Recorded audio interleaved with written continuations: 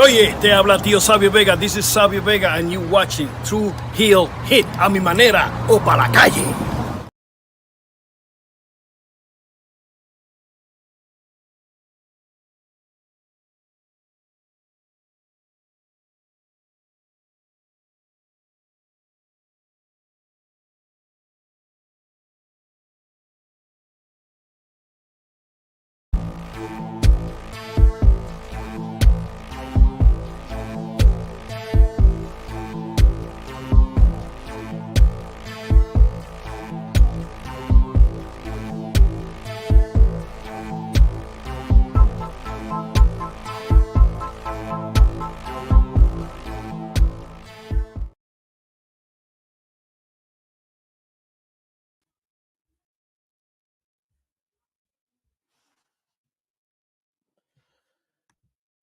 Hello.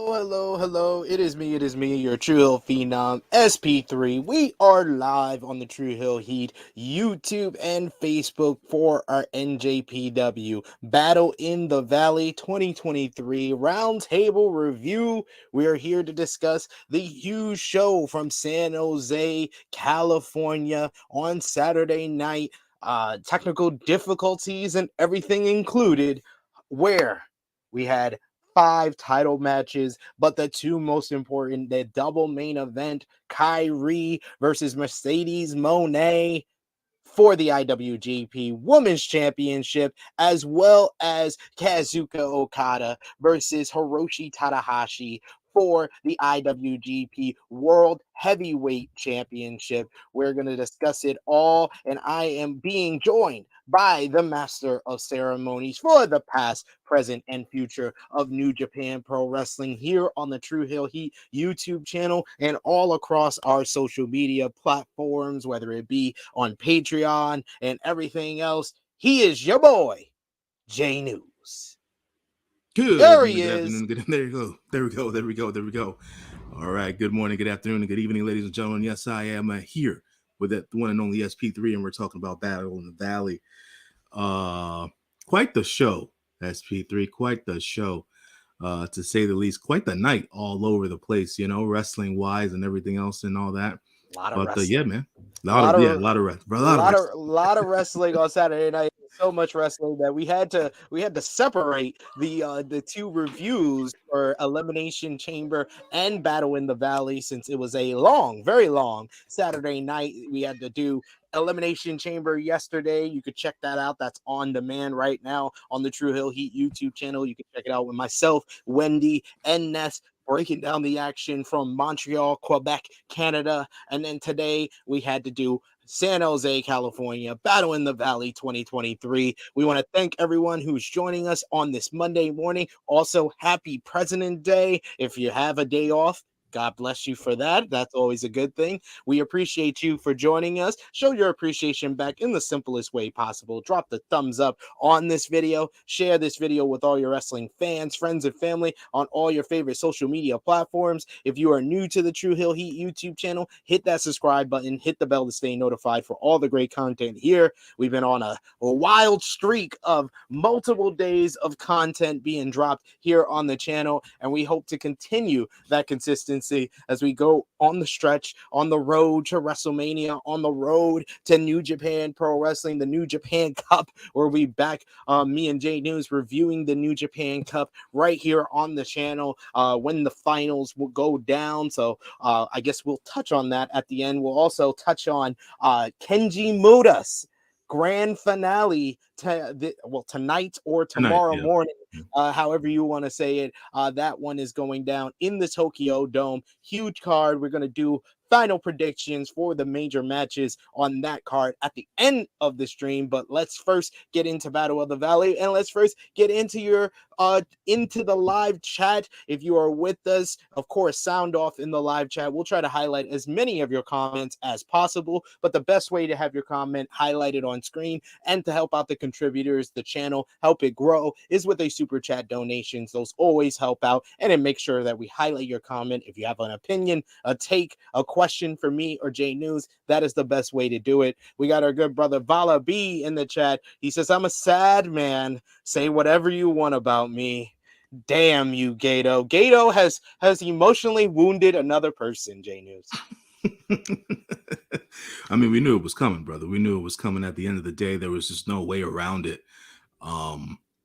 Yeah, we'll get into it, man. We'll get into it. Hello, darkness, my old friend. He also says, in all seriousness, Mercedes and KAIRI stole the show like we thought they would. Not all of us thought that. No, absolutely not. Absolutely not. Dolores saying, what's up, everyone? She also is always with the plug saying, please like, share, comment, and subscribe to this channel and join True Hill Heat Patreon. Best money you will spend. Over there, we're going to be doing our New Japan Cup preview. We'll also, I don't know if, are we going to do the review for the anniversary show? What do you think? On Patreon or here on the channel? Let's do it on Patreon's probably best to do the anniversary show. We'll cover the preview for the New Japan Cup and the finals here on the live end. See, this is an executive decision by J-News, because I was gonna do the New Japan Cup preview on the Patreon, but he's like, swap it out, do the anniversary review on the Patreon, do the New Japan Cup preview here on the channel. See, I listen to my colleagues here, so I'm gonna listen to him, and that's what we're gonna do. We got Annika saying, "Happy White President Day, homies." I mean, listen, we got one black president. Actually, we have a few that's just never been mentioned before necessarily, but we're not gonna go there. Here we go. We're opening Pandora's box here at the beginning of the show. Frantic World saying, "What's up, SP3 J-News in chat?" He also says, "NJPW and Stardom has a new CEO, and she's about to make it rain." Oh yes, indeed. Antoine saying, "Good morning, fellas. Great wrestling weekend. It indeed was."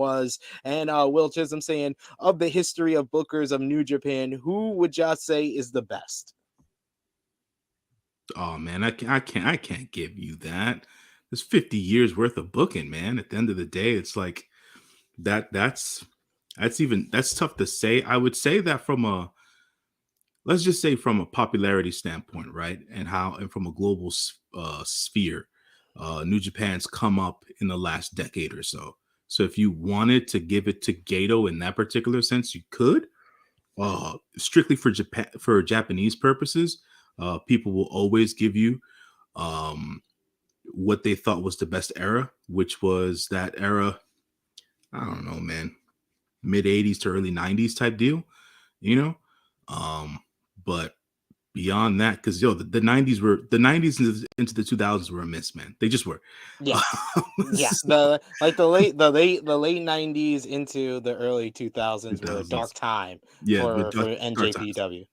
It was a very dark time. It was those are what they call the dark ages before the Ace saved us all and brought us out of the doldrums. But yes, thank you for that. You would be the one that can answer that better than me. Vala B saying, "It's still Gato. Fucker wounds me, and I want to kick him in the nuts, but it's still the Gato." Yeah, probably Gato. I love it. But yes, let's do this right here, right now. Let's start off with the pre-show. Well, first, let's address the elephant in the room. The New Japan really needs to get together with Fight, and they got to get together with these technical difficulties, because it's pure ridiculousness that we are still dealing with this a full year later. We need to stop the mess. New Japan needs to not even tighten up the purse strings. They need to let it loose. They need to make it rain, son. This streaming shit ain't working. All right, no more Fight. I can't go doing the extra $20 trying to get the freaking I mean, no, it's different because I gotta go to Amoeba or whatever but you know what I mean. Stop the subscription crap, man. Get us some TV time for real. Like, get a partnership over here in the US with somebody legit and go from there. That Fight TV thing, man, was so annoying. Me and SP3 were texting each other back and forth for a good 25 minutes trying to figure out whose stream was working. We were like, is your I was in the chat here on the True Hill Heat YouTube channel during the watch along, and I was also on texting you, and I was just trying to figure out, am I the only one that's dealing with audio issues? Is my laptop not working? Because I was watching Elimination Chamber on the big screen. I was trying to watch Battle in the Valley on my laptop, and I'm just thinking, yo, did my laptop, did I pour some water on it and the sound is not coming out? Had to check on YouTube, but the YouTube sound was coming through. Like, it was so weird with that pre-show. So, our description of the pre-show is not going to be as good as everything else. And Chilling with Chase, no, it was not. It was not. It was not during the pre-show. That's for damn sure. The pre-show I was checked on New Japan World and on Fight.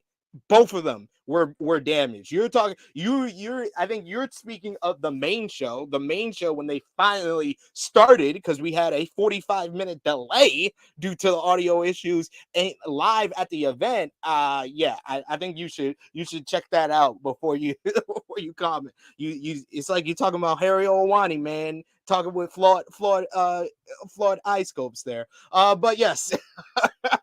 It was very bad, and even Bala B says, but the Japanese audio was poo-poo. Yeah, all the audio, it was across the board, because I had multiple streams open. I had the Fight stream, I had New Japan World stream. All of it was poo-poo, especially for the beginning of the show, and then throughout the show, the crowd was not mic'd very well. I don't know about you, but that's how I saw across the board. I'm not, I love you, Chase. Chase saying, damn, SP3, why are you on my head? It's because you defended Harry Owani when he took an L, not as big of an L as Tony Khan, but they both took L's in their Twitter feud. And then here you saying, oh, the New Japan World stream was on. When I saw you on our channel, you did not turn on that stream until the show started, until the main card started. So you don't know what I'm talking about.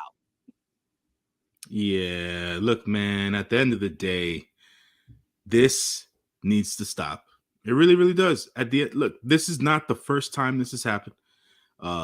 We were there live at the Rumble show in New York when the dudes were trying to fix stuff at ringside. I was like, what's going on, guys?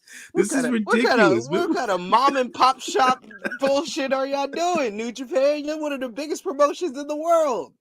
This needs to stop, man. And it's man. Didn't you guys? Didn't we all have AV clubs in school when we were growing up? Even they didn't have. Even that they in were Japan. better. Even they were better at what they used to do, just strolling in the big TV with the VHS tapes. Even they were better than this streaming stuff that we have to deal with. But anyways.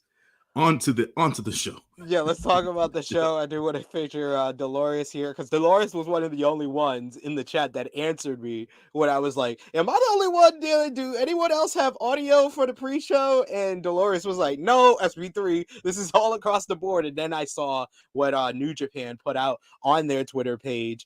We got Ninja Borders, who says their production guy missed stuff. Some things could have been better lit. Yeah, I would say the lighting, the audio, the crowd. I heard from people that went there that the crowd was very loud, and you just didn't come across that on television. It was kind of bad.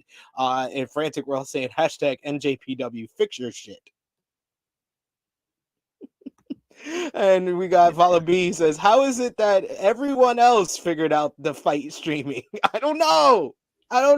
Like GCW used to always have the thing where, like, midway through the show, they would like signal loss. But even them, they're smooth sailing now. So they don't even have the same issues as they used to have. See, come on, man. When the indies got it better than a company that reigns millions of dollars. Get it together. Shame. NJPW, Bushi Road, all across the board. But yes, we're going to talk about the card from Saturday, San Jose, California, the San Jose Civic Center. Attendance was 2,155, a complete sellout of the building. We should also mention in the crowd, was some notable names, J-News, from Mhm. WWE, AEW, Impact Wrestling across the board. Giselle Shaw and Impact head of creative and booker Scott D'Amore were in the crowd. Scott D'Amore was also on the call for the opening matchup on the main card. You also had in the crowd Uncle Dave Meltzer of the Wrestling Observer newsletter. You also had Tamina, Naomi, Trinity Fatu, Bailey were all in the crowd from WWE or former WWE, if you think about Trinity Fatu. And then you also had the biggest name in the crowd in the media section, CM Punk. We were both trading texts when we found this out. I was just like, wow, okay. Punk still loves wrestling, because the last time he left a company, he did not even want to go to a show or watch wrestling. Now he is in murky ground with AEW, but he comes to a New Japan show with Lars Fredericks as well. Yeah. The main man from Rancid. Yeah, it was interesting, man. I'll say that because it's obviously people in the business to go out and support each other whenever they can and stuff like that. But this is Bailey's second time going to a New Japan show. Is she gonna go to every one of Mercedes New Japan shows? I mean, I know they're best friends. Don't get me wrong. It's well documented and stuff like that. And I think that's probably one of the coolest things you'll ever see when they go out there and support each other, even though they're not in the same company anymore. But Phil's appearance was one where I was taken aback by, because I said to myself, well, this is a sign of things to come at the end of the day. Phil still wants to be involved in the wrestling business somehow, some way. We don't necessarily know if he'll be back in AEW. We don't necessarily know if he'll ever go back to the WWE. But Phil wants to, at least associate himself with wrestling on some level. So we'll see how that comes about. We'll see when Phil gets his match with Hiroshi Tanahashi. That was supposed to happen at last year's Forbidden Door. But yes, let's talk about the kickoff show. There was 2 kickoff matches, one with a lot of history. This first one up, LA Dojo graduate Alex Coughlin going one-on-one with JR Kratos. From what I was able to see, of course not here, this one was a physical matchup. JR Kratos is just so talented for a man his size. I saw him do like this crazy enziguri, and it was just so smooth. Guys that are smaller than him can't hit the enziguri like him. In the end, though, Alex Coughlin showing off his strength with a freaking deadlift German suplex on this large man. He gets the win in 10 minutes, 7 seconds to win this rubber match with JR Kratos. Alex Coughlin is very talented. From what I saw, this was a good matchup to open up the kickoff show. So I gave it 3 stars. What did you think about this one, J-News? Well, sir, you would know better than I, because I texted you when I told you what I missed, and I did not catch the first match. Folks, I'll be honest. Look, listen, I'm a New Japan guy through and through, but that Elimination Chamber show was something special to watch. So the main event was still going on at that time. And I honestly thought that the stream still hadn't been fixed. And until I actually turned on my fight stream and I texted SP3 and I was like, yo, what I missed? And he said, oh, the opening match. And I was like, okay, cool. So he was like, all right, moving on. But the second kickoff match was a former AEW star in Bobby Fish going one-on-one with a man who would make an impact later on the main show, but we'll get to that in a bit. It was David Finlay. These two guys, it's a nice little styles clash, with Bobby Fish being more of a striker and a submission specialist. David Finlay with more of like the high impact moves, with like the Irish Curse backbreaker, showing a little nod to his history there with his father. And then he finished off Bobby Fish with the Crash Panda, the old last shot from Adam Cole, for the victory here. I thought this was a pretty good matchup here as well, and this was another one that I gave 3 stars. Just solid work on the pre-show between these two matches here. All right, man. I mean, yeah, because I was a little bit taken aback by Finley's appearance towards the middle of the show. So it made a little sense that he was on the show to wrestle beforehand. I had an inkling about something that he could have been involved in. Not too sure if they'll go there, but we'll see. We'll see. We'll talk about that when we get to that portion of the show. You please believe we will. Let's get into the main card here as we started off things with an 8-man tag, the good old-fashioned way to start off a New Japan show. Multi-man action as we had Rocky Romero teaming with Impact World Champion Josh Alexander, Adrian Quest, and Mascarero Dorado to face Volador Jr., Kushida, Kevin Knight, and the DKC. We went into, when we did the preview, we were talking about how, there's a couple of young lions on the Team Kushida team, but apparently we found out in the intro to the show on commentary that the DKC is now a graduate.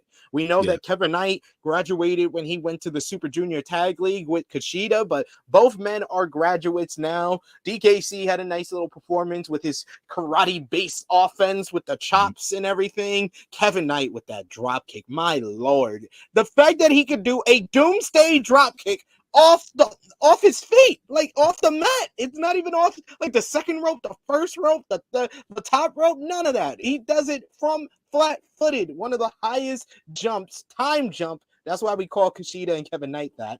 And then over on the other side, this was really about building a couple of matches here, mainly the Josh Alexander versus Kushida match coming up at Multiverse United. Only the Strong Survive on March 30th, WrestleMania weekend in Los Angeles. These two guys went at it in the early portion, went at it throughout the matchup. In the end, Kushida locked on the hoverboard lock as Kevin Knight hit a jumping DDT on Adrian Quest to get the victory for their team in 11 minutes and 22 seconds. Everyone was well here. I love the exchange between Volador Jr. and Mascarero Dorado. Those two guys, I would love to see a one-on-one matchup between them.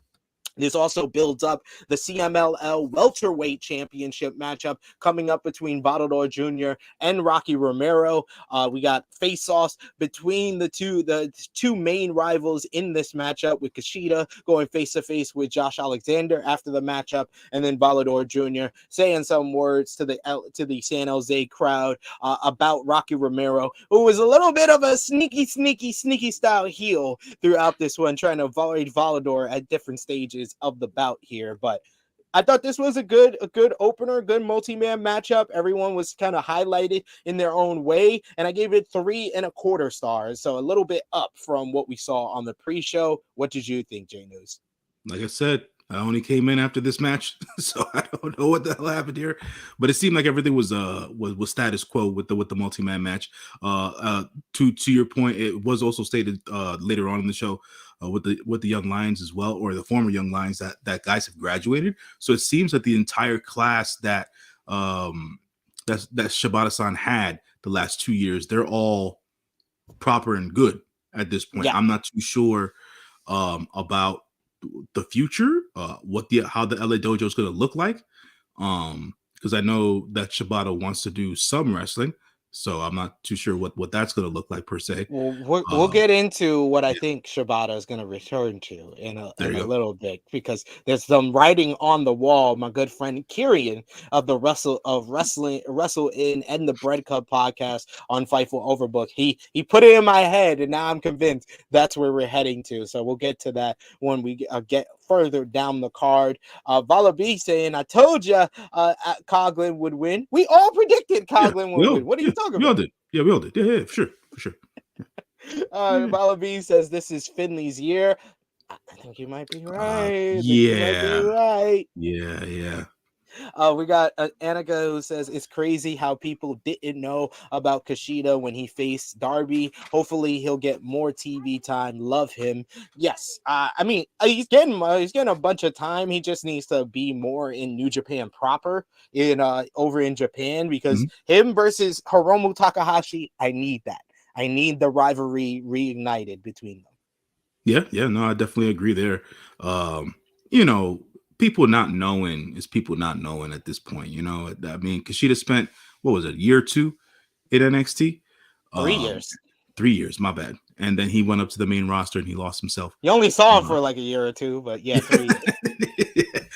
And then he went up to the main roster and lost himself over in the. No, he didn't. He didn't even get up to the main roster. No, He wasn't in the cruiserweight division over there somewhere. He was in the cruiserweight division on NXT. By that time, Hey, the NXT had the cruiserweight division, and then he was com- in that awful what was it? Jacket Time team with yeah, with Gyro. Yeah, Ikemen Jiro. Yeah. Oh God. Anyways, like I said, Kushida's the god at the end of the day. So we'll hopefully we'll see him on TV some more via Impact. I know that he's going to be doing some training over at the LA Dojo because he's been there for a while doing some training. I'm not too to Ninja Mortis's point. I'm not too sure if he'll take over the headmaster duties per se, because he does live here now. So I'm not too sure if he'll take over the headmaster duties, but great teachers nonetheless between Shibata, Kushida. I know Rocky spends a lot of time in the LA Dojo as well, so we'll see how it goes down. Indeed. I am looking forward to Kushida coming back to Japan proper, though, for sure. Let's talk about Ninja Mortis saying no Ikemen slander. Hey man, it is what it is, brother. I mean, what are you gonna do? They made the dude look like a joke. Damn jackets and what he was wearing, and I don't know if they had him sort of eroticized in a sense. I don't know. It was just weird. Hey, it's not our fault. It's not our fault how they book him. It's not our fault at all.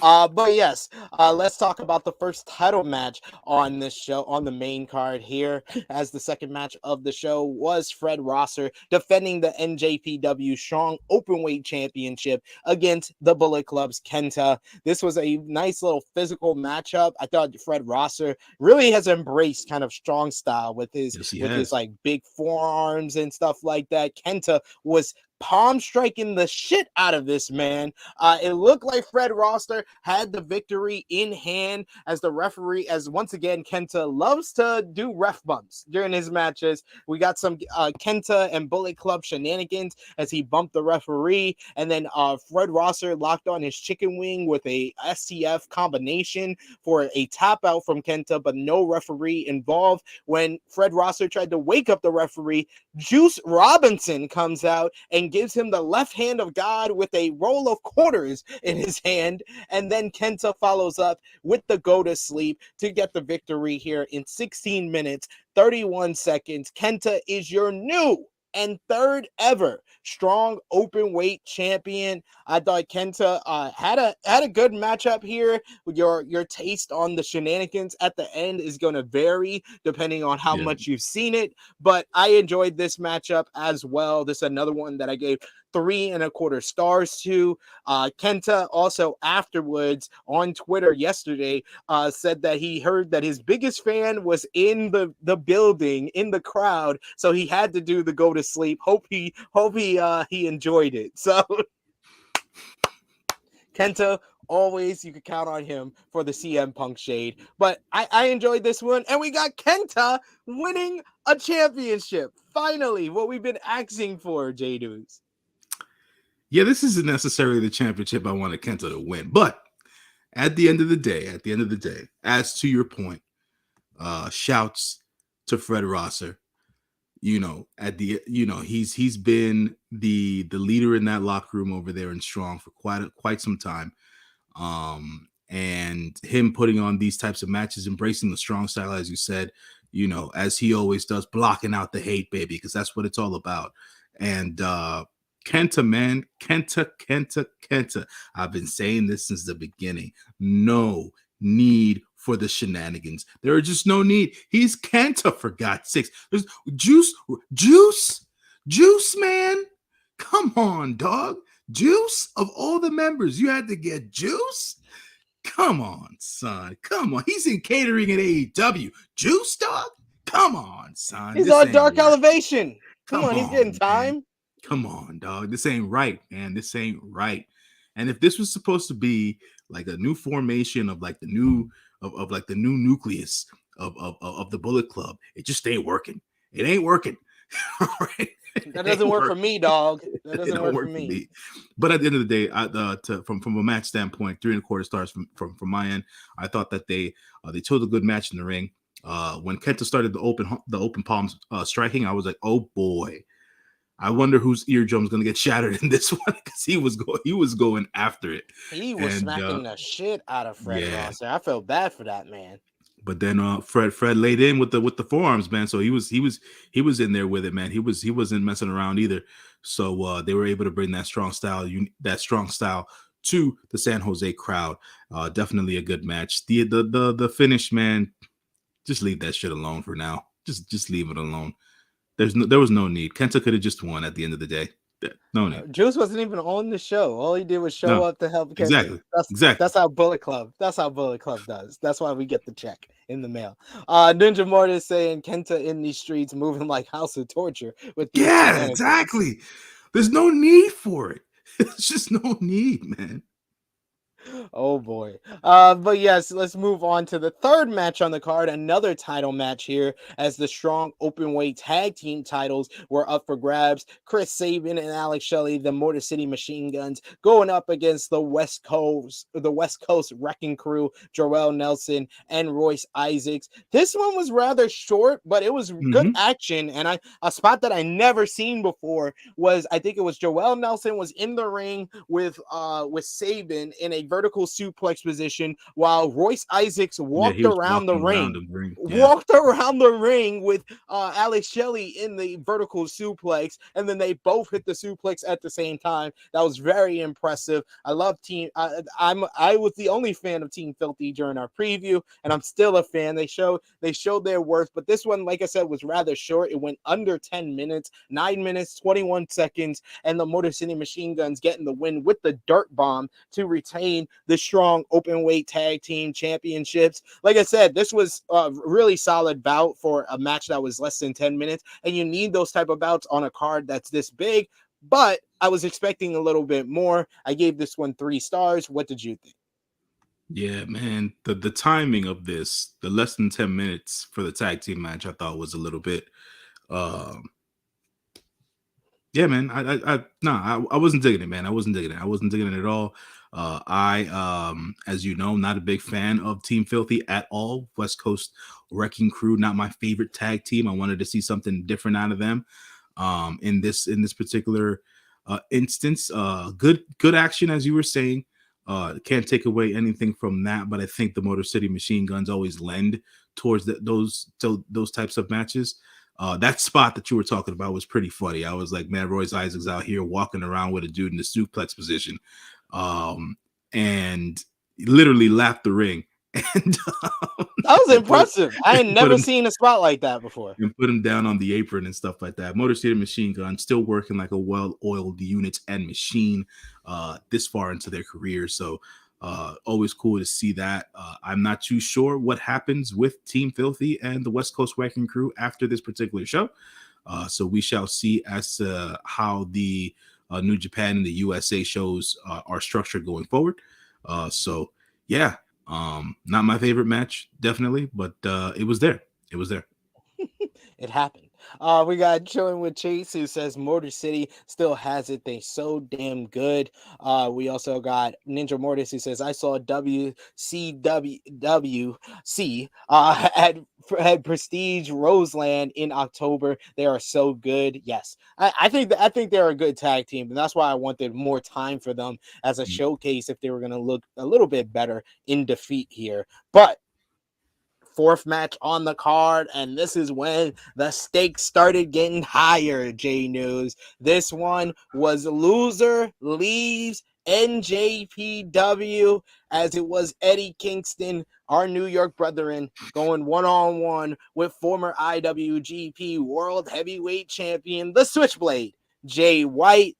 These two men beat the absolute holy hell out of each other. This match had so many chops, and to the point that both men's chests were red. I love the way Switchblade sells the chop. He like flails down at every single chop, and his chest was getting red. Then he would try to compete with Eddie Kingston, as Eddie Kingston would do the Kabachi machine gun chops, and then Jay White tried to do it himself.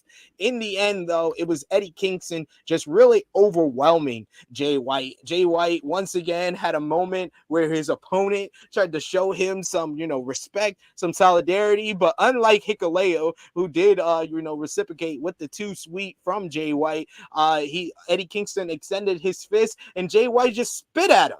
This led to Eddie Kingston hitting 4, count them, 1, 2, 3, 4, spinning back fist, and then he follows up with the Northern Lights bomb, 1, 2, kick out. Yo, the San Jose crowd, like I said, it wasn't mic'd very well, but you heard them. They were on fire after that kick out. Like, oh man, maybe it's not it. Maybe he can come back. I know he before that, he hit the Blade Runner, but Eddie was able to roll out of the ring before Jay White could get the pinfall. But after that kick out of the Northern Lights bomb, Eddie didn't waste any time picking him up for one more Northern Lights bomb. 1, 2, 3, 19 minutes, 7 seconds. Eddie Kingston defeats Switchblade Jay White, and Jay White must leave NJPW. After the match, Eddie Kingston left the ring, showing respect to Jay White and what he's meant to New Japan Pro Wrestling, leaving him the ring. Eddie was on the ramp kind of watching how everything would transpire for a little bit before heading to the back. Jay White had an emotional moment, really kind of coming to consciousness after that second Northern Lights bomb, and then realizing it was all over. He kissed and laid his head down on the tiger sign, the New Japan logo. And then we thought we were going to get some mic time with the Switchblade. Here's Switchblade's final promo in a New Japan ring, when David Finlay, his fellow young lion, the man that graduated from the New Japan dojo with the Switchblade, laid him out with the shillelagh and cut probably the best promo of his career, J-News, saying that he is considered basically a foreigner everywhere he goes, not just in Japan. He says he is half Irish and half Germany. When he goes to Germany, they view him as an Irishman. When he goes to Ireland, they view him as a German. When he goes to Japan, he's a gaijin. When he's here in the U.S., they say about his Irish accent. He said he is sick of it, and he says that this was your era, and you threw it away. Everything that I would die for, you are just giving it away. So now, fuck your era. It is my time. I am going to take the mantle, and I am going to be the top gaijin. Wow.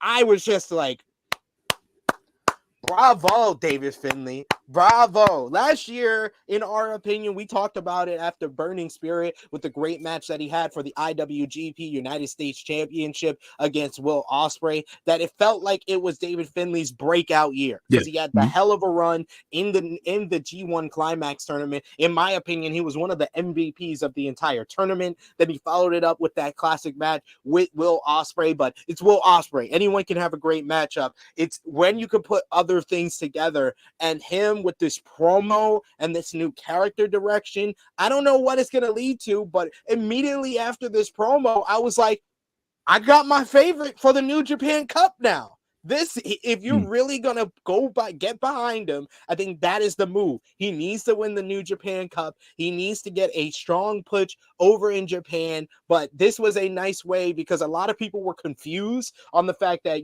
the ending in Osaka and New Beginning just felt so perfect to put a bow on the career of Jay White because of his history in Osaka with his last match as a young lion, his first singles match in Osaka in 2016, him winning the IWGP Heavyweight Championship against Hiroshi Tanahashi in 2019 in Osaka, winning the title of the IWGP World Heavyweight Championship last year in Osaka against Kazuchika Okada, and then ending his career, not only ending his career in Osaka, but ending it against someone that he had such a connection to, how Hikuleo was pretty much the Bullet Club young boy during his era, during his leadership of the Bullet Club. It just felt so perfect, and people were confused of why Eddie Kingston would be the one to end his career outright with a second loser leaves matchup here. But it made sense by the end with the post match that he's really putting over David Finlay on the way out, and David Finlay is taking the role of the type gaijin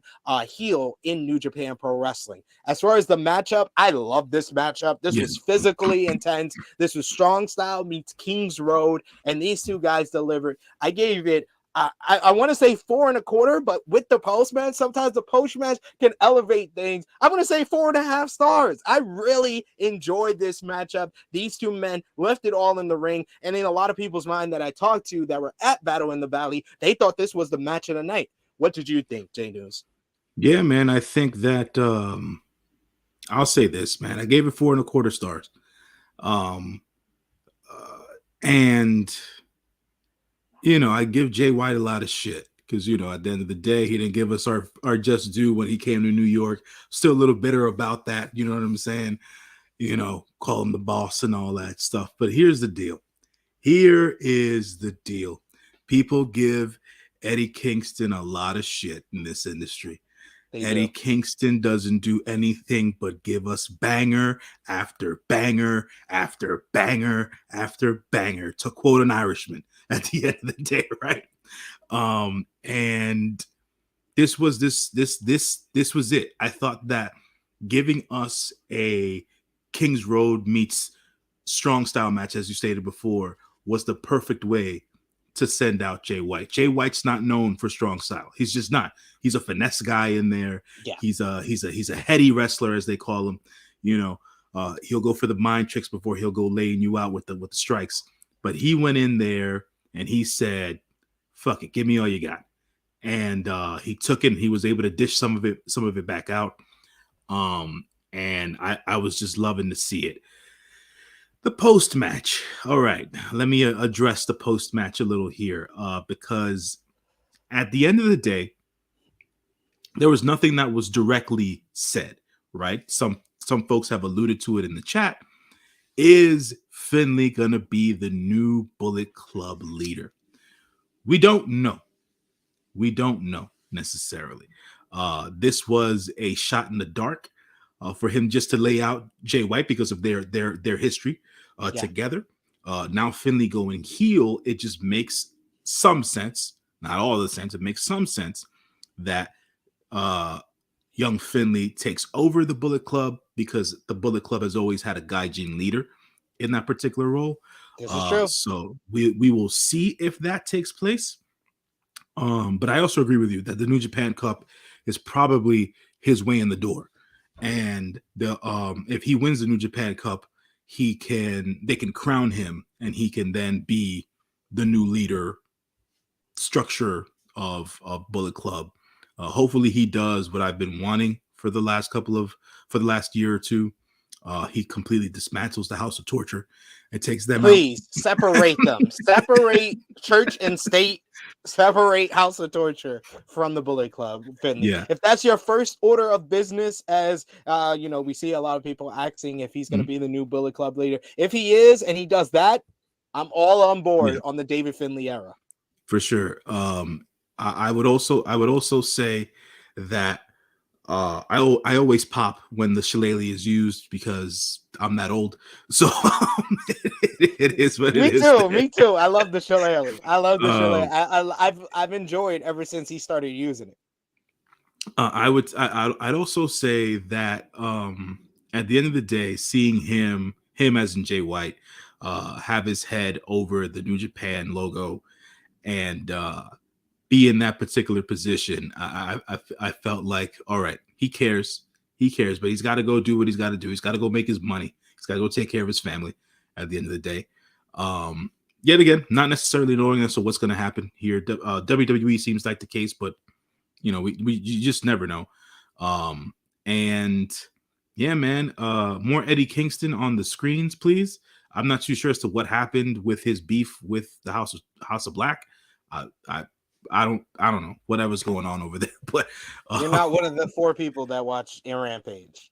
Oh well, there it is. There it is. House of Black basically told Eddie, because Eddie turned on Ortiz due to their mind games, and then he basically said, "I'll join the House of Torture. If you want me, I need a home." And House of Torture said, "Nah, bro, we were just fucking with you. We were just playing games. We just wanted to prove people are corruptible." They basically said, "Ha ha, nah, you good now. You turned on your friend. That's all we wanted." God damn. That's that bullshit. All right, so they gave him that. Ninja Mortis made a point earlier about the where the David Finlay thing was placed. It was for me, it was the worst placed bit. Right, they could have done this at some other time. I understand having the effect it had post match, right? But it just seemed so out of place because Jay never necessarily did get to say his real goodbye. Because a lot of people don't really watch the post match stuff. If you watch this post match comments from Osaka, yet again, great Jay White stuff. I would have liked Jay to cut the promo and then Yeah. at the end of the promo, Finlay come out, hit him with the shillelagh, Right. and say, "I'm taking over." Or at least get some valid points in, and then have David run out and hit him while he was there, just saying nothing, kind of like. But I mean, to be fair, it got the heat that they were looking for. Sure. With him not giving White the opportunity to have that last promo. I know we're Jay White fans through and through here, so we wanted to hear the Switchblade speak and breathe with him one last time. But I get the reason why that created more heat for Finlay by him not giving him that opportunity. Yeah. So I mean, it works. What happened during the post match works. Obviously, this is going to be a good road for David Finlay to go down. Gives him a heater to ride into the New Japan Cup. So there's that, and we'll see, man. We'll see as to what happens. If Eddie Kingston can't get any AEW TV time, I'd love to see him in the G1. That's just me. Hey, if you're not going to give him consistent TV time, TK, let's see him in the G1 because he always delivers when he's on these New Japan show. He had the match of the night at the Capital Collision with Tomohiro Ishii. He always delivers in these New Japan matches, and then also commentary bigs him up very well when they were talking about all his wins against Ishii, Jun Akiyama, all these different people he's beaten in Strong. Like they were bigging him up in a way that I never hear on AEW. We got Ninja Mortis who says this match was a big fuck you, TK. We could have had these matches bi-weekly in AEW. Come on. I agree. I definitely agree. Yeah, man. We got Chilling with Chase who says, Jay White, I wasn't a fan of it at first in the beginning. Maybe his betraying Okada was the reason why at first. But man, this guy is so damn good. He is. He delivered Hikuleo's best match, and that was Eddie Kingston's best match I've seen in a while. Yeah. I mean, like I said, Eddie puts on the bangers at the end of the day. You got to watch enough of Eddie to understand as to why his matches are so good. You give him 5 to 6 minutes on the mic right before a match, he'll get you invested. Then he'll put on the show in the ring, and then he'll walk out and he'll leave you satisfied at the end of the day. That is what Eddie Kingston does. So definitely a good way to have the middle of the show go. So yeah. Did you hear his promo on the press conference? I did not. Oh my God! The one before the press conference. The press conference the day before. Yeah. I saw that. Yeah. Oh, that is the most New York promo I've ever heard in wrestling history. This dude comes to the shit. He interrupts the lady doing the intros. He comes out in a Yankee fitted, a New York Giants hoodie. And he starts talking about how he used to get knife fights in the Bronx on 231st Street. I was like, this is the most New York promo ever. Put it in my veins. That's why I love you, Eddie Kingston. That's why I love you.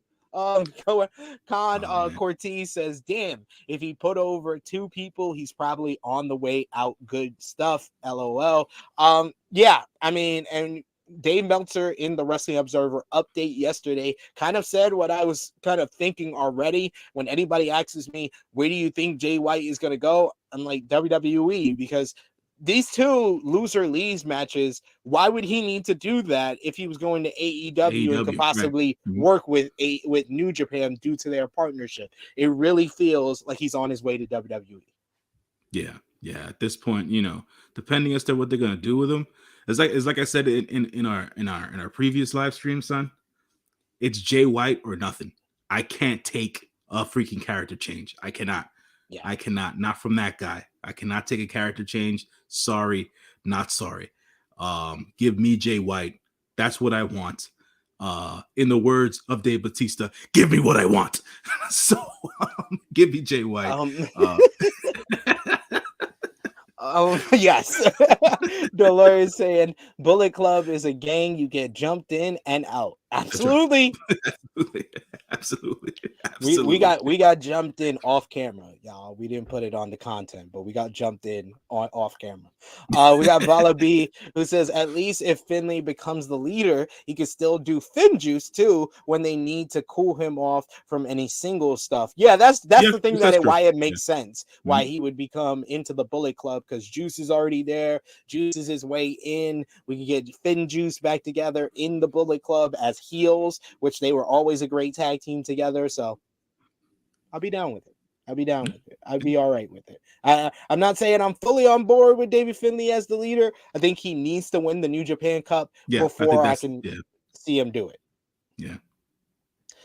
We got a couple more comments I wanted to feature here.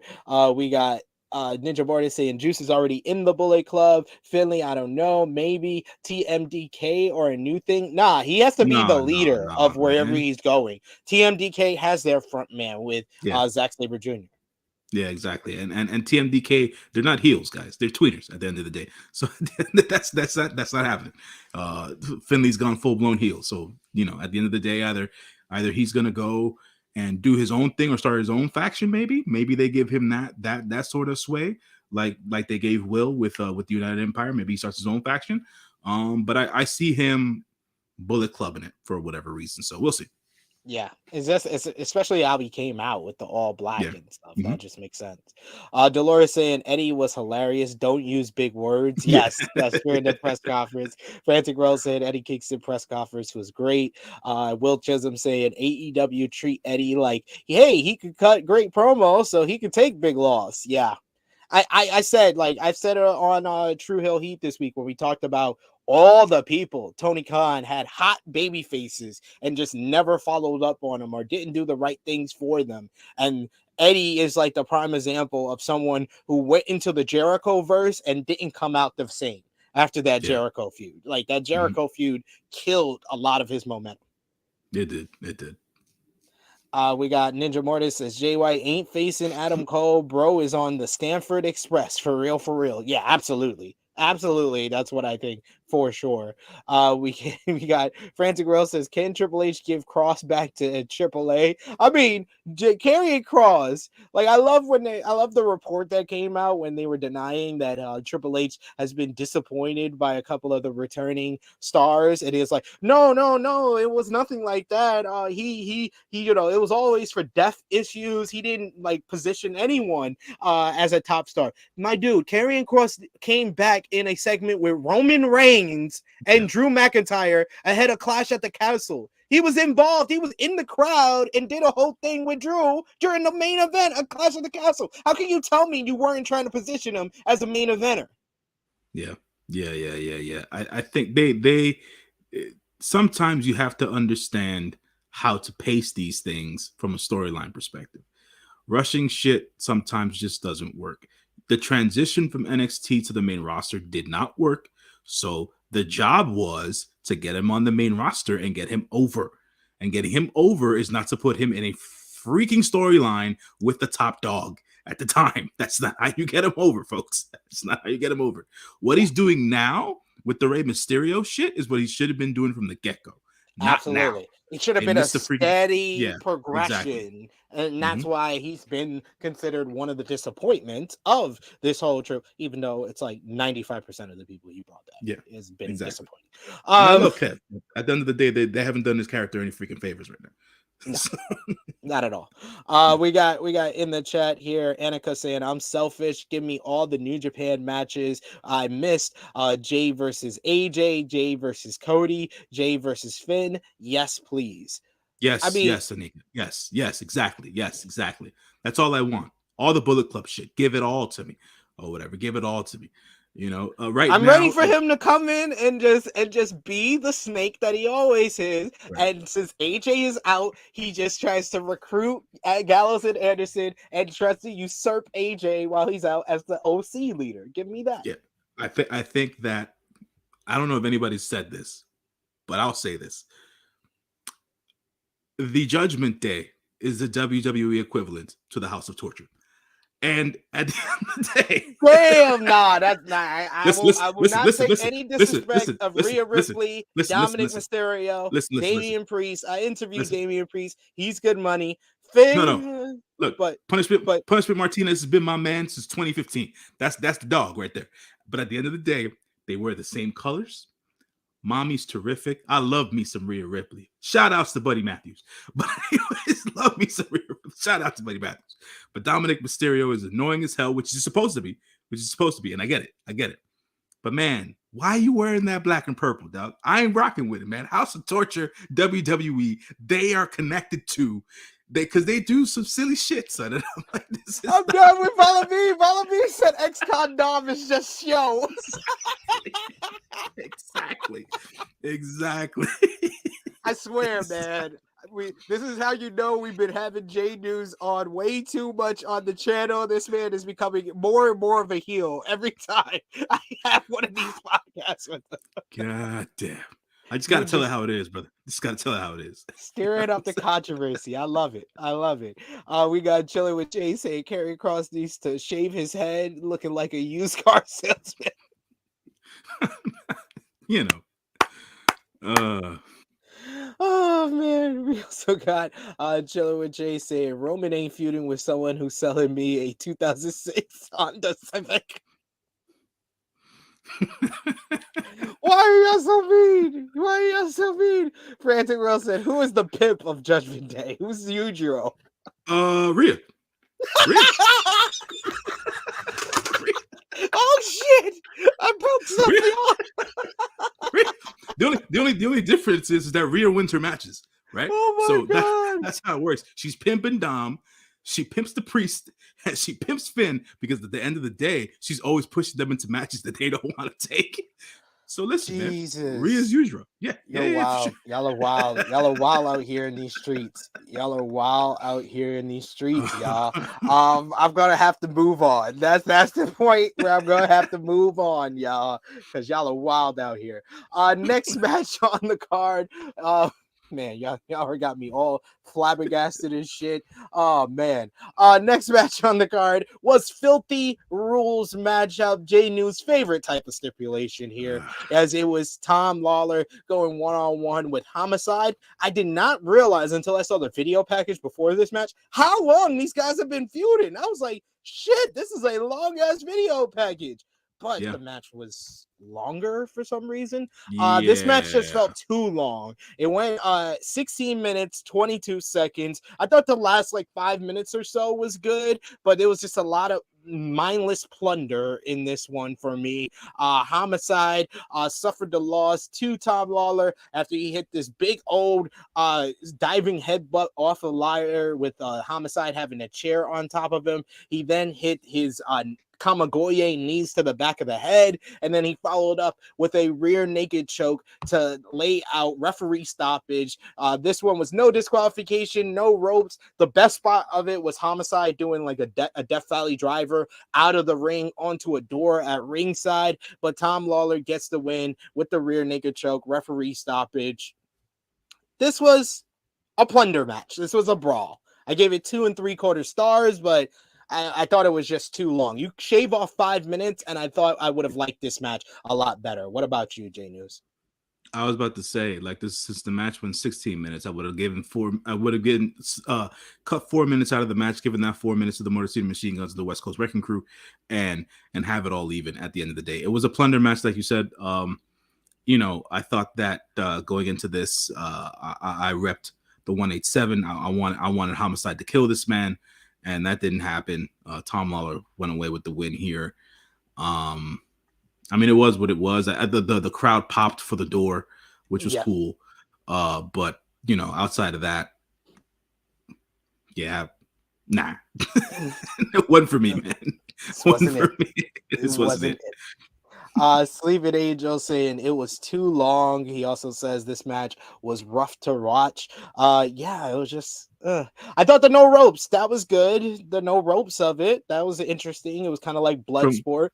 But Frantic World said, I almost went to sleep on this match. I guys, I wake up at 5, 6 a.m. in the morning and this matchup is when we were getting past midnight. So it was tough on me.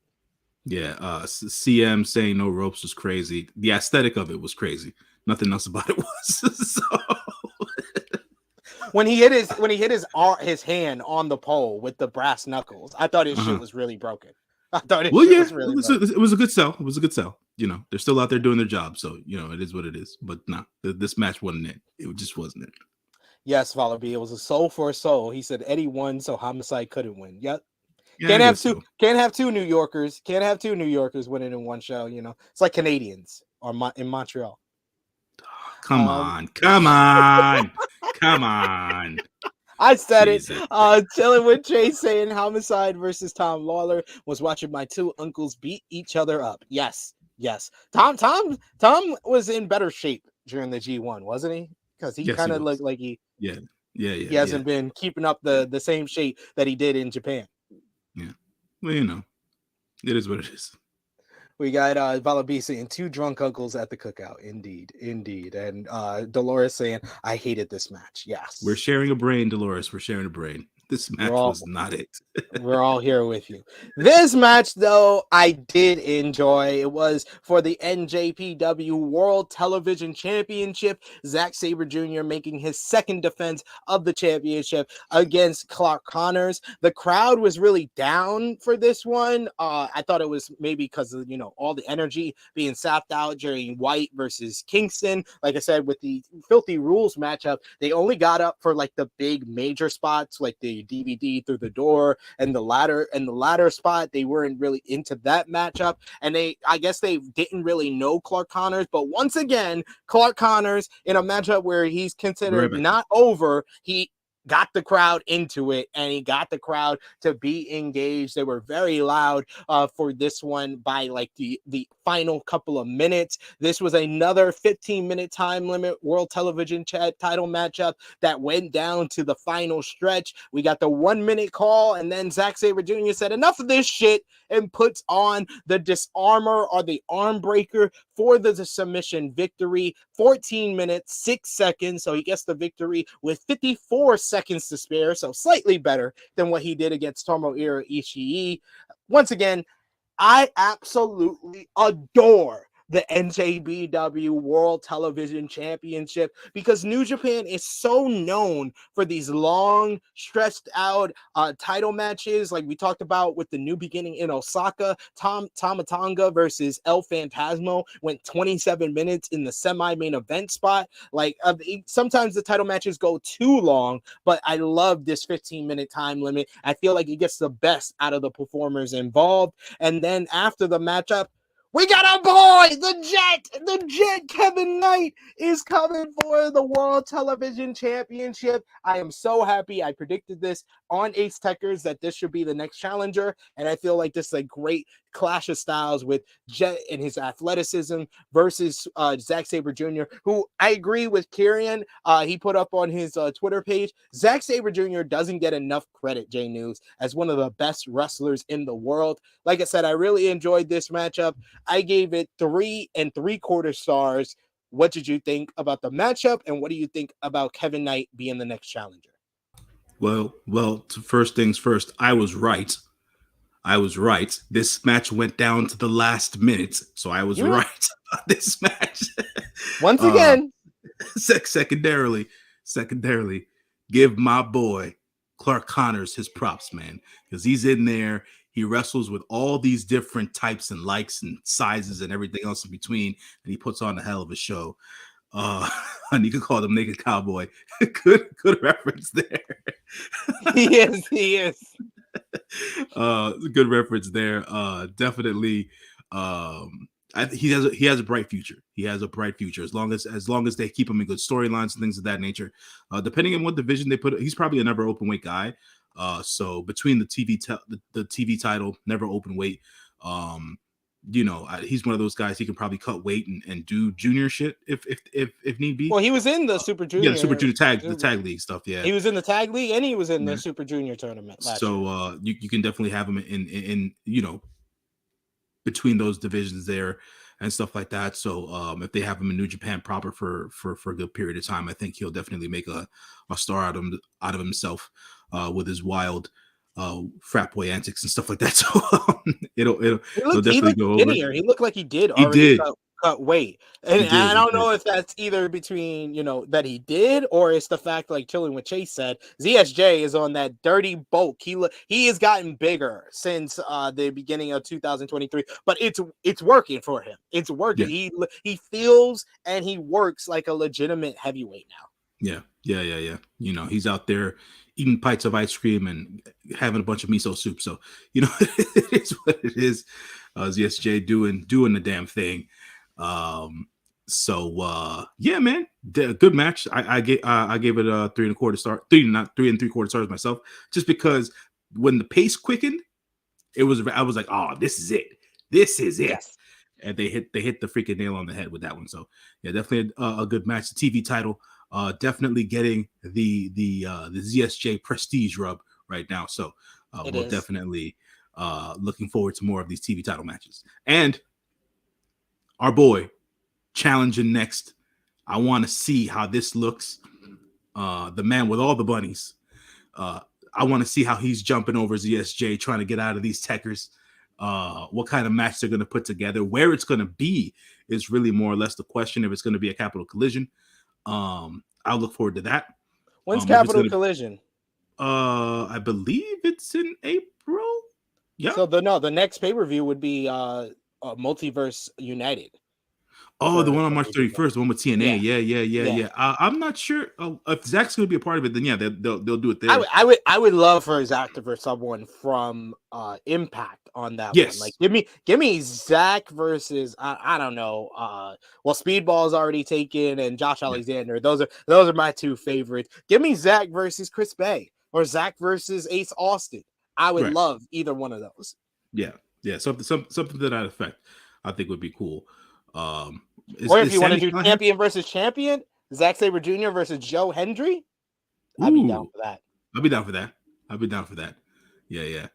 I've missed Joe the last several years because of his where he's been between ROH and Impact and everything else in between. I watched Joe a lot when he was on the British indie scene and stuff like that. So it's just one of those.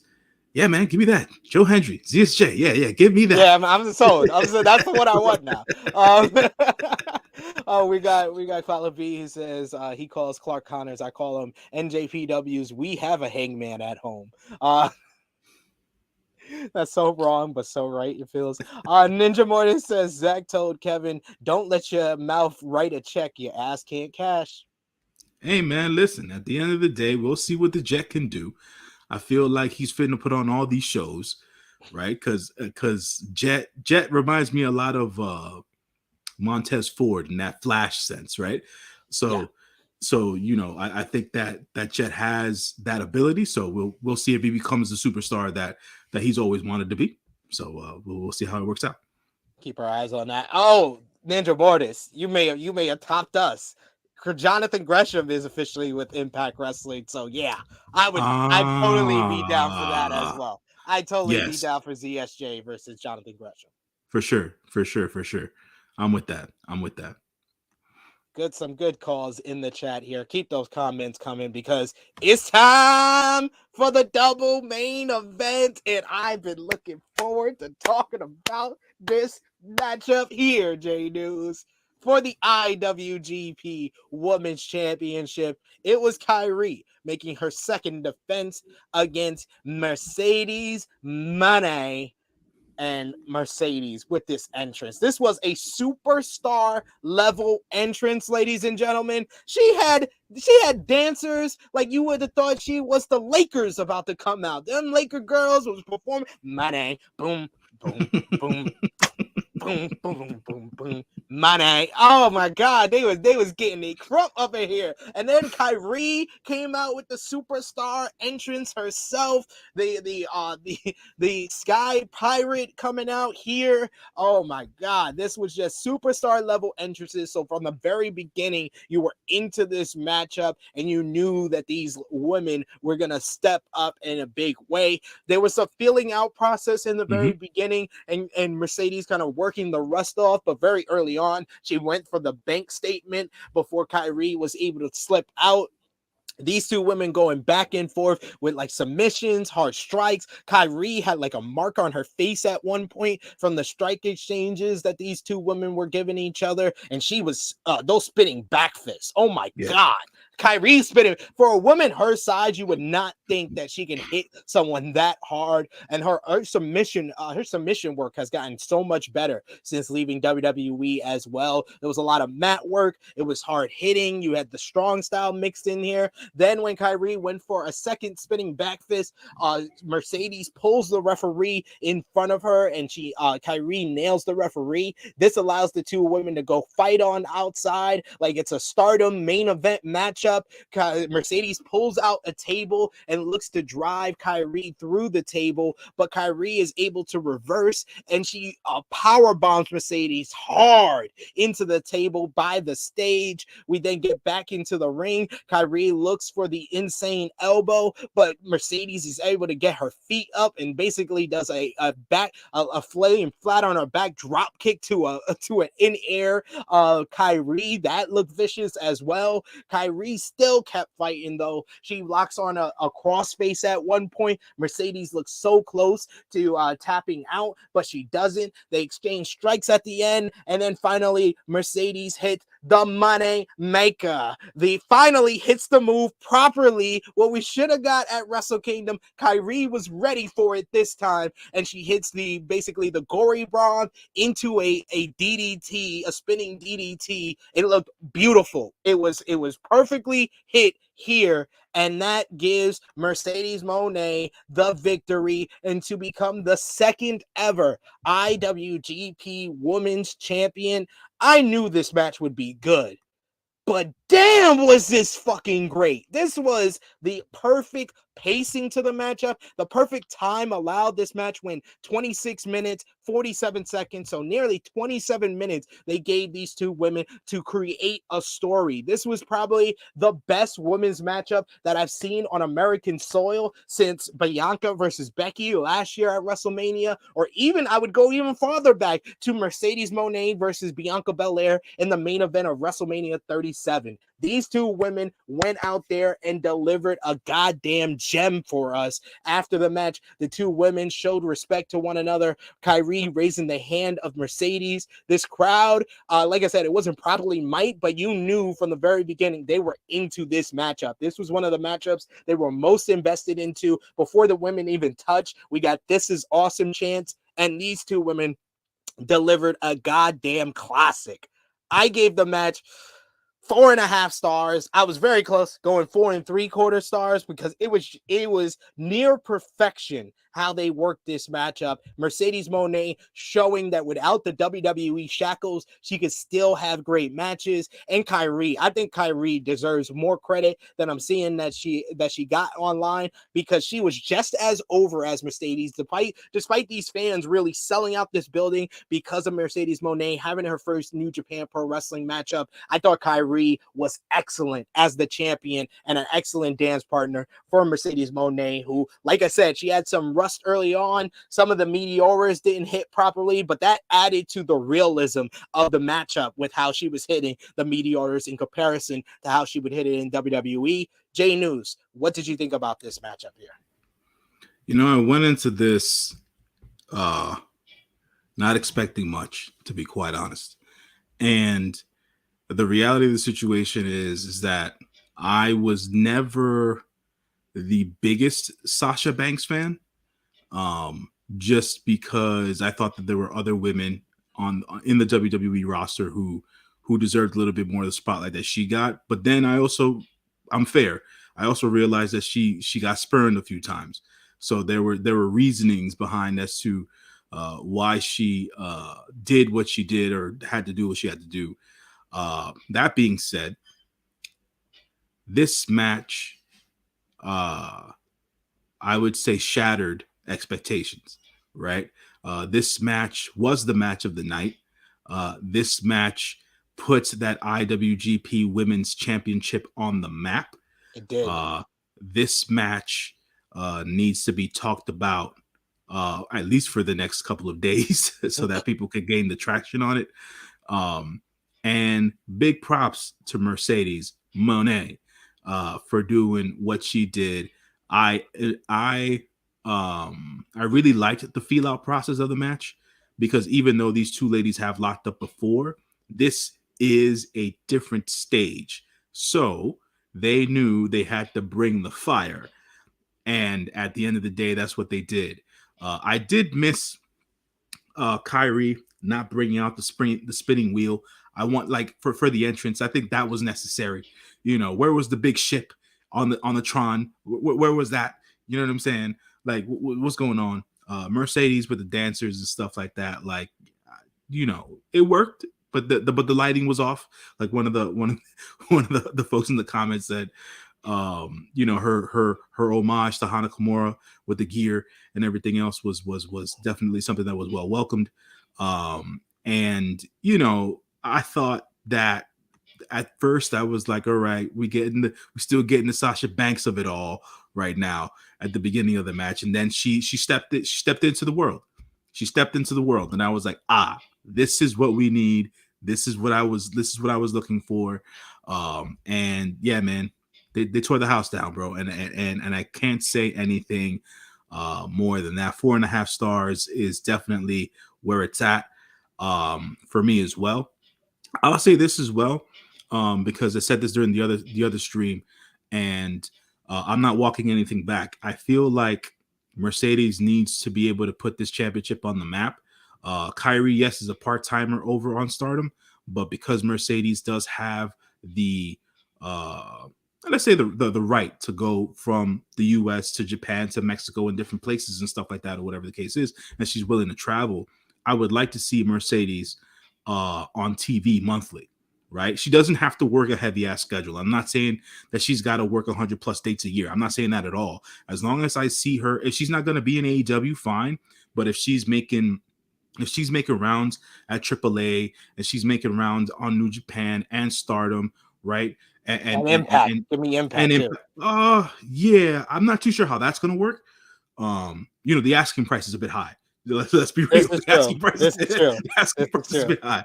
So you know, business is business at the end of the day. So we'll see how that works out. But yeah, we need to see her monthly.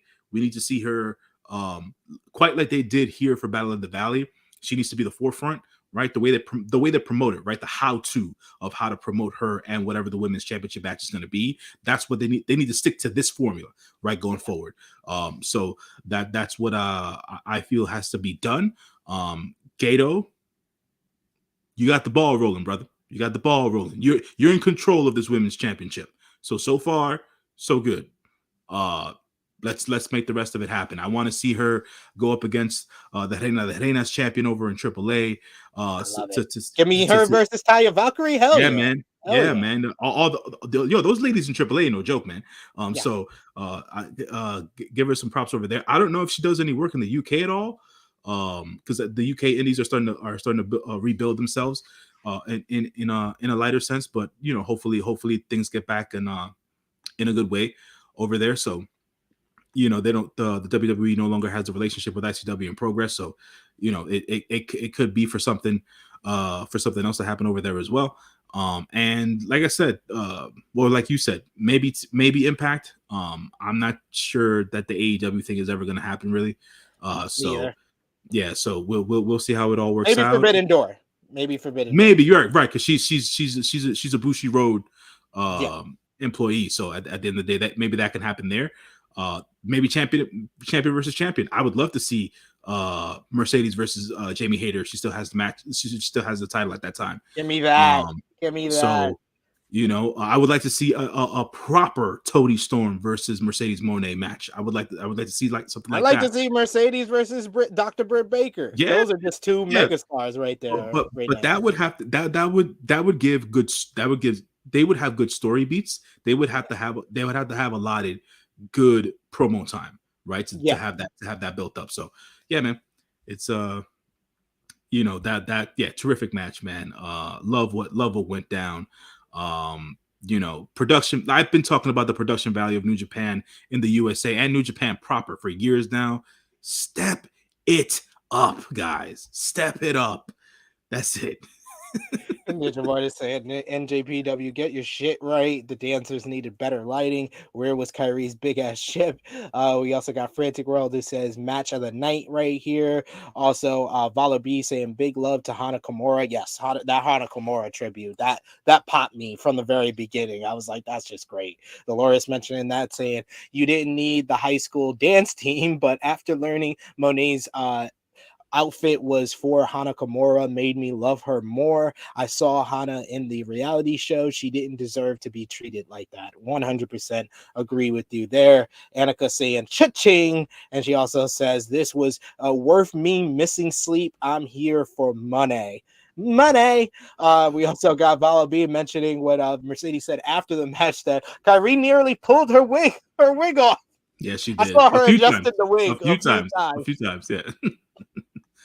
And then we should also mention this morning, Stardom did their press conference for the upcoming big show on March 4th, the end of the Triangle Derby. At that event, Azumi is going to be facing Starlight Kid for the High Speed Championship in Stardom. And Azumi has called out Mercedes. Mercedes called out Azumi after her debut at Wrestle Kingdom 17. And now Azumi has said, I saw that Mercedes, it won the IWGP Women's Championship, so I am going to be the first challenger. So do you think we get maybe a Mercedes, either like a video sent or maybe being there live at the Triangle Derby finals on March 4th to set up this matchup with Azumi?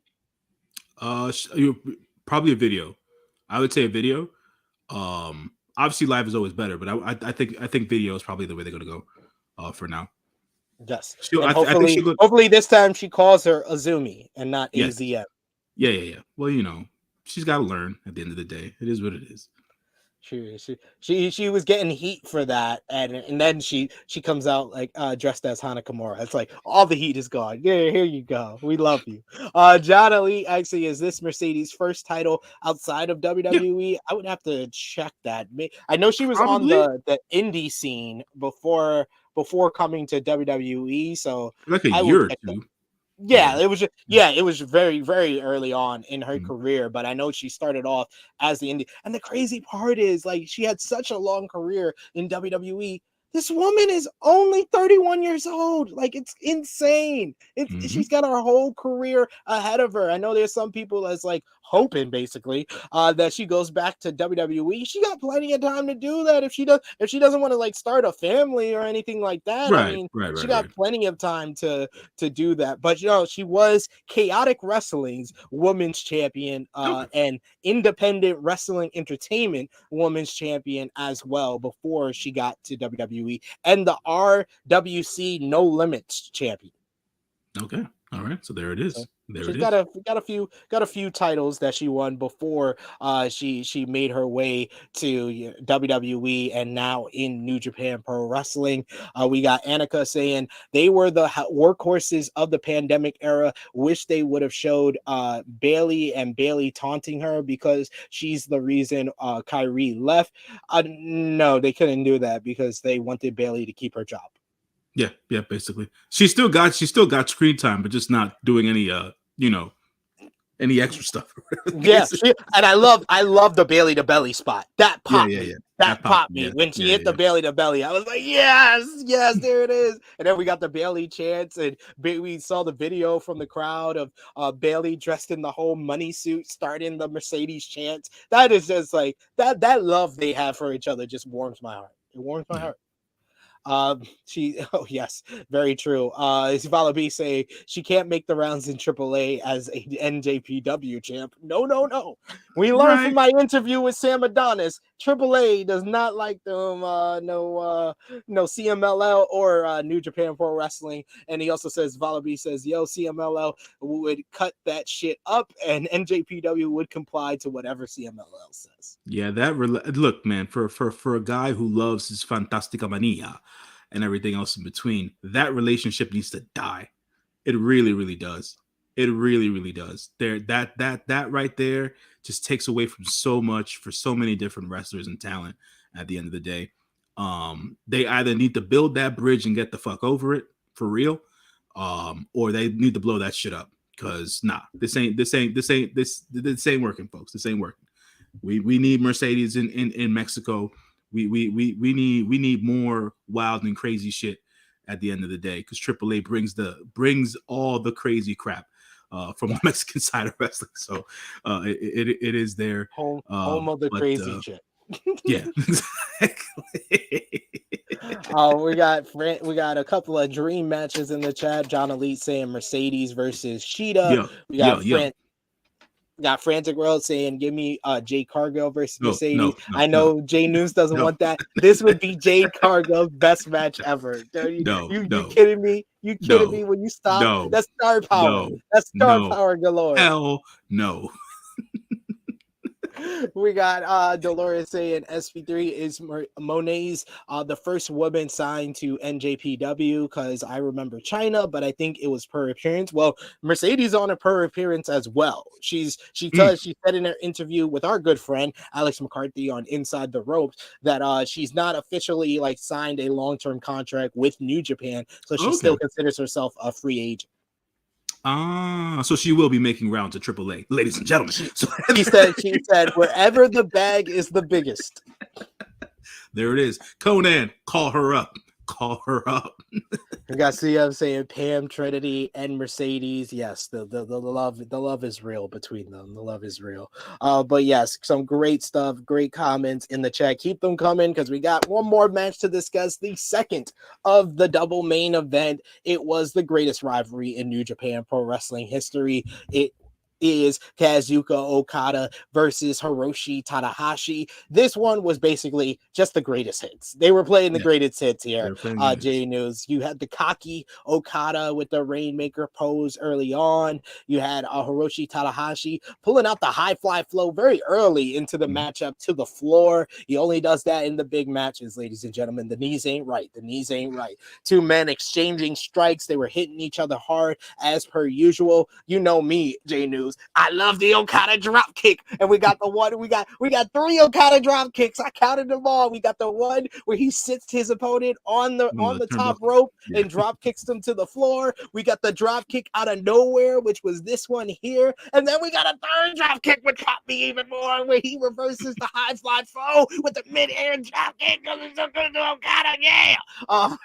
Hiroshi Tanahashi, he pulled out the high fly flow. He hit it on the back of Okada. When he went for the one on the front of Okada, he got his knees up on the third attempt for the high fly flow. That's when he hit the mid-air drop kick. He hit the landslide at one point, but Tanahashi was able to reverse the Rainmaker. But of course, he pulled out the Inoki Insaguri, the Cobra Flosion, and then the Rainmaker. And one Rainmaker was all he needed. 21 minutes, 8 seconds. Kazuchika Okada successfully retains the IWGP World Heavyweight Championship, his V2, his second defense of the title since winning it at Wrestle Kingdom 17. He ended the night by saying that one, he would like to reunite his tag team, his dream tag team with Hiroshi Tanahashi, and he wants to go for the IWGP Heavyweight Tag Team Championships. And it was confirmed this morning that New Japan Pro Wrestling has announced at the anniversary show coming up in the beginning of March, it's going to be Okada teaming with Tanahashi to verse Okada's Chaos stablemates,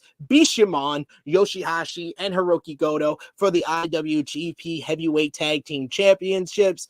I thought we were going to end the night with making it rain, but no. Moné, boom, boom, boom. Boom, boom, boom, boom.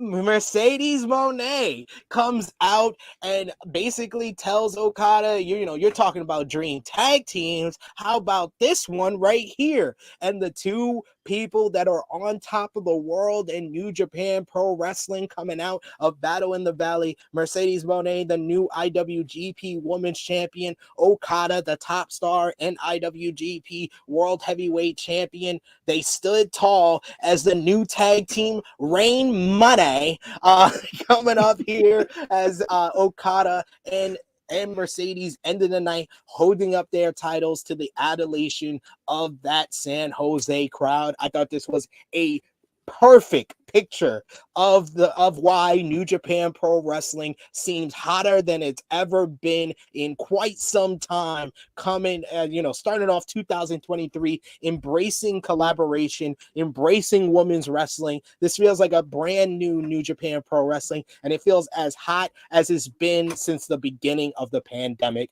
What did you think about the main event of the show, and what did you think about this post-match here, J-News? Yeah, man, it was like I texted you during the match. It was, they did a classic Tanahashi versus Okada ending there. People love heel Okada, Dick Okada, as I like to call him here. We didn't get too much of the dick. We got the arrogance, right? We got the arrogance and all that, or whatever the case is, but we didn't get too much of the healing of Okada in this match here. But at the end of the day, like you said, playing the classics, doing the damn thing, giving the crowd a New Japan, this present generation's New Japan type of match and show. Definitely doing it for the crowd. For people who don't understand or don't know, Kazuchika Okada's English is very, very good. So at the end of the day, him cutting English promos isn't necessarily a problem. I was so happy. Like there was no stutter. This was like night and day. If you ever hear Shinsuke Nakamura cut a promo in comparison to Okada's like, he's fluent. He's fluent in the language. He's fluent. It's like he doesn't even have an accent at the end of the day. So it's like, it's one of those things. But anyways, to perfect way to wrap up the show. When Moné came back out, I said, what is she doing? What is going on here? Is this going to be some heel thing going on? Is she going to try to heel off on Okada? No healing off. They just made it rain at the end of the day. So that was cool. She has an affinity and a love for Kenny Omega as well. So we shall see how this all plays out throughout the year. She might be able to bridge a gap or burn a bridge down. So we shall see how this all works together. Burn it all down. Man. Come on. Burn it all down. But I think that that the ending of the show worked very, very well. Definitely them being the faces of the New Japan divisions, be it Mercedes for the women, Okada obviously still being the face of New Japan Pro Wrestling at the ripe old age of 33. Ripe old age. My rating for Okada and Tanahashi, this was Okada and Tanahashi. Like literally, this was one of their lower tier matches, but it's still a great matchup. I gave it 4.25 stars. What did you think? I gave it a solid 4 just because it was the two of them. I gave it a solid 4 just because it's the two of them. At the end of the That's day, their low. Yeah. That's their low end. Like some people, this is their high, but their low end is like 4 stars, 4.25 stars. Dolores, listen, I said Tanahashi needed his teeth fixed. He got them fixed. It was perfect, baby. It was perfect. He got the lace. I agree with Dolores. She says, I need Okada to stay like this forever. But Tanahashi, who make your teeth? Because that was a fast turnaround. It was. Listen. For Toothless Tada. Oh, man. Listen, at the end of the day, I'll say this. Good show overall for Battle of the Valley. Definitely enjoyed it. It was it's like what we were saying at the beginning. It was just a long night of wrestling overall. For us on a Saturday. So definitely all good. Nothing necessarily, we'll pick and choose about the critiques we have on like storyline shit or whatever the case is. But I think overall it was definitely a good night for wrestling overall. But Battle in the Valley, definitely a good show. What's the show that's coming up on March 31st? The one with TNA? On March 30th, it's Multiverse United. Only the strong survive. You got Kushida versus Josh Alexander for the Impact World Championship. You got the match I'm waiting for. Will Ospreay versus Speedball Mike Bailey. Yeah. Oh, boy. Put that in my veins. And yes, me and Speedball talked about that in the interview that's going to be dropping later this week right here on the True Hill Heat YouTube channel. I asked him about working with Will Ospreay, his matchup coming up with Kota Ibushi during WrestleMania weekend. Those are going to be on the same day, ladies and gentlemen. He's versing Ibushi at Bloodsport, and then he's versing Ospreay. Wait a minute. Slow down. Don't tread over that for a minute. Don't act like I know everything that you know. Did you just say Speedball Mike Bailey has a match versus Kota Ibushi? That's the main event for Bloodsport at 4 p.m. Pacific. and then he has to rush over to the building for the Impact New Japan show, and he's versus Will Ospreay the same day. And then he's going to turn around the day after, March 31st, for Joey Janela's Spring Break 7 and Speedballs versus Vikingo. Wow. All praise due to the Speedball himself, man. All that damn work in less than 24 hours. Jeez, man. He's out there making that paper. But Kota Ibushi at Bloodsport, huh? Interesting, I'd say. Interesting. All right, cool. Good enough. Oh, that's a good shout, Antoine. He says Forbidden Door tag match: Okada and Mercedes versus Omega and Shida. Give me that, dude. AEW, Tony Khan, book it. Please make it happen. Hell yeah. I'm down for that. Yes, Will Chisholm. He says, good long night of wrestling. I'm scared for Mania week. Going to be watching a lot of shows that weekend. I feel like this past Saturday was the lead up, was the warm up for WrestleMania week, because there's a lot of wrestling. Like I just said, you got Bloodsport and the Impact New Japan show on the 30th. You got Friday's got Supercard of Honor for ROH, SmackDown, Rampage, and you got Joey Janela's Spring Break 7, and you got the WWE Hall of Fame. If you watch that, I don't watch it anymore unless I'm there live. On the Saturday, you got WrestleMania Night 1. You got NXT Stand Deliver. You also got, I think, the World on Lucha from GCW. And then Sunday, you got WrestleMania Night 2. And I think the Independent Hall of Fame. So there's so much content, whether it's the collective. I know For the Culture there's gonna be one. There's gonna be a Jimmy Lloyd show as well. WrestleCon Super Show. Shit, he's working 3 matches in that day. Oh shit, because WrestleCon Super Show is on the 30th as well. So Speedball's gonna face Kota Ibushi, Will Ospreay, and I think Shakiro from DDT in one day. And then the next day, he's versing Vikingo for the Joey Janela show. And then I think the GCW DDT show is that day, where he's teaming up with his boy in Moon Knight Express to verse the East West Express of Jordan Oliver and Nick Wayne. Wow, that's a lot of work in 48 hours, man. I'll say that, man. Out there making that bread, making that money, man. Can't be mad at him. Well, let's give us the thumbs up, thumbs in the middle, thumbs down for the show. I want you guys to sound off last call for super chat donations, and give us your match of the night, MVP, LVP, and what you gave Battle in the Valley out of 10. And thank you, Bala B, Shikiro Ira. That's who he's going to verse from DDT on that. I believe it's the WrestleCon Super Show, and I think Ultimo Dragon's going to be on that show as well. Nice. Let's put our thumbs in the middle, J-News, for NJPW Battle in the Valley 2023 in 3, 2, 1. Thumbs up across the board from us 2 out of 10. What did you give the show, J-News?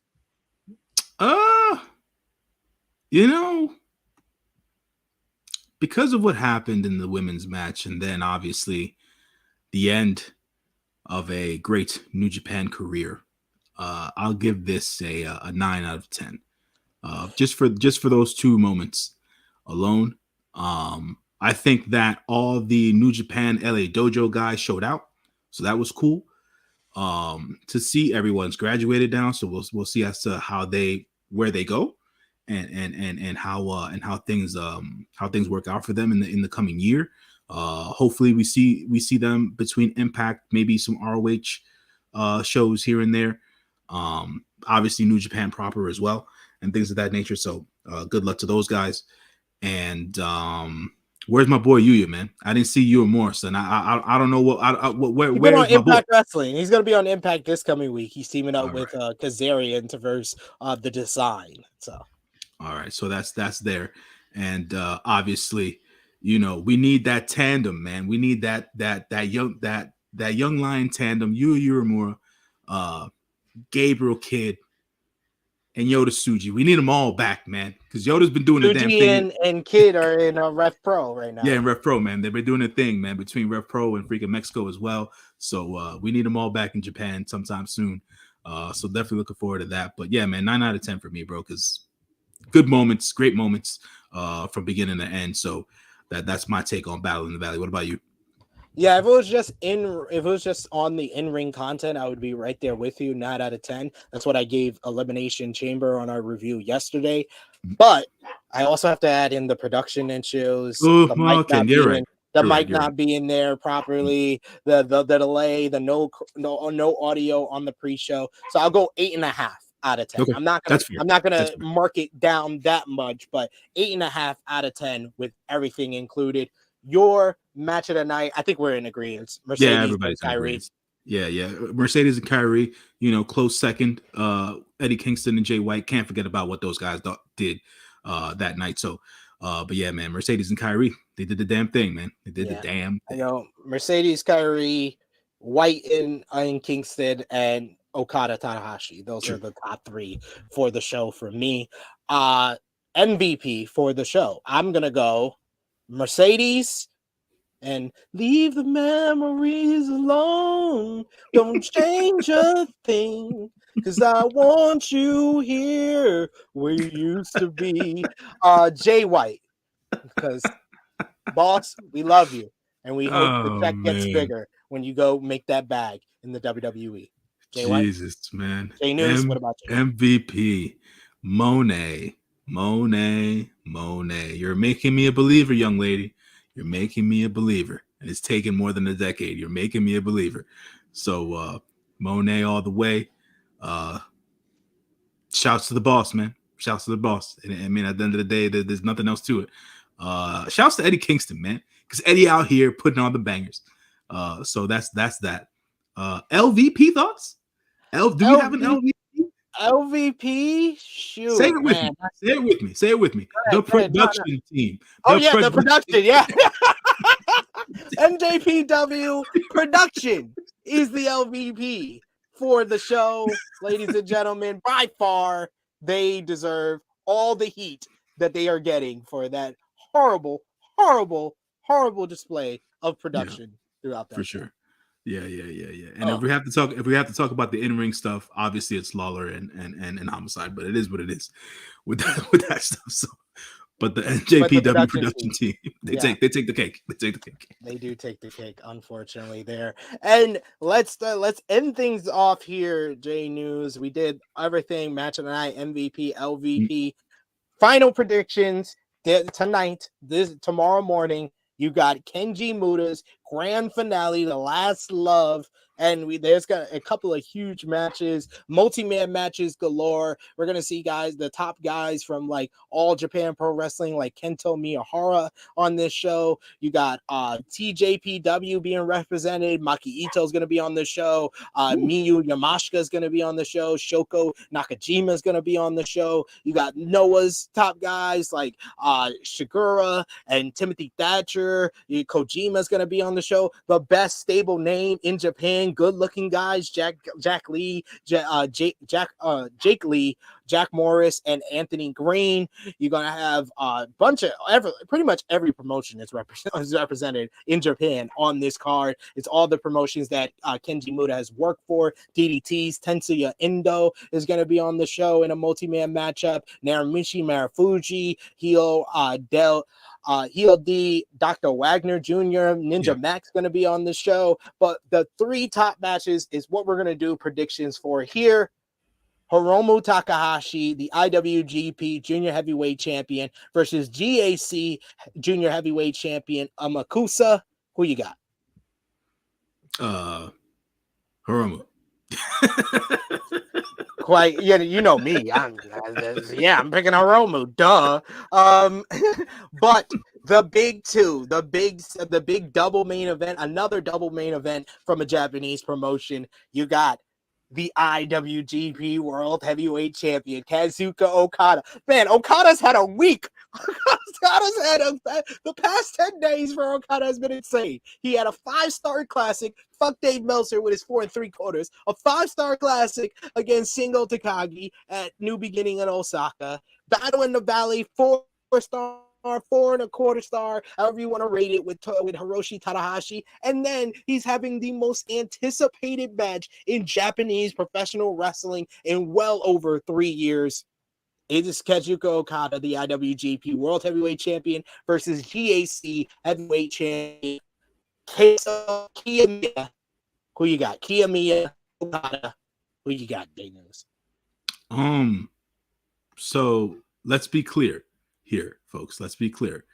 This is New Japan versus Noah. This is both of their champions. No one is losing and no one is winning. That's all I have to say about that. Well. This has always been my prediction as well. Don't worry. This has always been my prediction as well. But J-News, Sir. Kiyomiya put out on social media, he is campaigning for no time limit. No time limit for this matchup. Okay, hold on. All right. So if he's a day before the freaking event, how do you do that? Anyways, no time limit. I'll say this: no time limit can't end in a draw. So for me, in order for damn son, double count out. Double count out. They knock each other out somehow. Neither of them get up. They have to stay strong. They both have to stay strong in this. None of them can go down. That's my whole thing. It'll be a last man standing match with no man standing at the end of it. I'm gonna go out on a limb, y'all. Kiyomiya for the win. Kaito Kiyomiya for the goddamn win, because you got to set up an even bigger matchup for New Japan, and I think Kiyomiya is going to get a shot at the IWGP World Heavyweight Championship. Where though? Dominion? Maybe Dominion. I think after Okada defeats whoever, or Dontaku, after he defeats the New Japan Cup winner at Sakura Genesis, I think Kiyomiya comes out either there or at Dontaku to challenge him. And I think they should save it for Dominion. I think Dominion's a big enough card. It's the bigger show, yeah. It's the bigger show. So Dominion, Kiyomiya, Okada 2 for the IWGP World Heavyweight Championship. Yeah. Dolores' mind is blown right now. Listen, man, all I'm saying is if they get the no time limit thing, yeah, man, it's gonna be a last man standing with no man standing at the end of this goddamn match. That's all I gotta say. It's gonna be bloody and out on the ring, like it's gonna be a murder scene. And then finally, it is Kenji Mura's final match. He says final match, his last match ever as Kenji Mura. He had his last match as a great Muta already, but now it's the last match as Kenji Mura versus Tetsuya Naito. I'm going with Naito to finally win a main event of the Tokyo Dome and to do the call, to do the LIJ call in front of the sold out Tokyo Dome. J-News. I'm with you, man. I'm with you. At the end of the day, the Japanese wrestlers are traditionalists. He'll go out on his sword. He won't win this one. Naito will get the win that he's been looking for and searching for the last decade. I actually just watched that match back, Naito versus Muta back in 2012. It's crazy what 10 years can do to a body, bro. It's crazy what 10 years can do to a body. I think Muta's like 60, 61. So in his 50s, Muta was still moving around like a freaking Jasper, bro. That to me was crazy. So it was just one of those. It's just one of those things, man. He's got to go out on his sword. Naito takes the win here. We will hear the Destino call if Kevin Kelly's calling it. If he's not, then whatever. We'll just do it here. I think it's the Noah commentary. So we'll have to do it from home. Exactly.